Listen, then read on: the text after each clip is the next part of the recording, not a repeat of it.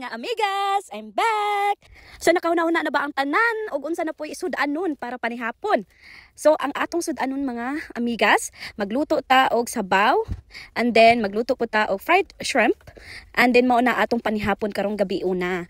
So kay nahurot naman ang atong lumpia, maghimo na po ta og bag-ong putahe para busog-lusog. Bitaw sa tinuod, adlaw-adlaw ka nagaluto. Problema man dai po ning maghuna-huna taon sana po sunod natong luto no kay maka-drain pud usahay ba kay mura magnaluto na ang tanan. Bisan pag mag-search ka sa YouTube, mao ra gihapon ang makita. Balik-balik ra gihapon. So karon og gusto ninyo sundugan nagahang putahe, sunduga guys, lami kaayo, makabusog og sustansya pod sa lawas. So mao pa pod ni pag uli nahon no, nagtrabaho ta og napo ka oras karong adlaw. Then nakauli ko by 1 AM. Then duty na po ta by 10 AM. Ikaunya. So matug na lang tag 4 hours. So mulaban pa ta kay mo ni atong gipangita. Kay naay sayon nganong nagpalayo gyud, di ba? So maningkamot ta sa atong kaugalingon kay kita ra joy makatabang ug makapaayo sa atong kakapoy. So deserve nato makakaon og lami.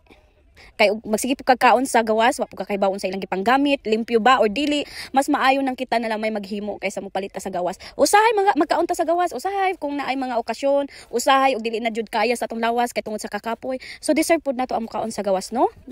Pero namatay mga kamot, kay baw man taon saon pagluto, so magluto ta kay mas safe pa ang pagkaon nga kita ang maghimo kay kita nakahibaw sa tanan. So hapit na kumahuman ani guys. Kana nagprepare nako og mga plato kay aron mga onami kay late na in town kaayo nya ikaw magkaon di pa mahigda dayon kay busog pa so maglingkod-lingkod pa in town. And then wala na joy oras para makapahuway makatug. Di makatug ra kag kadiyot, feel mo nag-alarm na pod ay bakod na pud ka diretso. So feel mo wa kay pahuway gyud. So tilawan na nato ang niluto. Perting lami. Daghang salamat. Bye bye.